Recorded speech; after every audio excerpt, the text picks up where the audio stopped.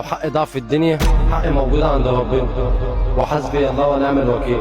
ونفسي عايز زي بقية الناس، زي بقية خلق الله، بدل ما انا بتمرمط كل يوم بنام في السوبر ماركت وشغال عند الناس كلمة من ده على كلمة من ده وبتهزق.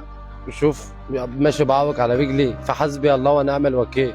انا كل اللي طالبه بس ان انا عايش في حالي وهو في حاله، وبقول الحمد لله على كل شيء، واللي مع ربنا ما بيخسرش، وحق هيجيلي هيجيلي، حتى لو ضعف الدنيا هيبقى موجود عند ربنا. انا من قلة النوم ساعات كنت بروح اكنس وامسح في المحلات عشان انام في المخزن. وصل الفيديو ده لاكبر عدد من الناس عشان رسالته توصل لاخوه، يمكن يحس على دمه ويرجع له حقه.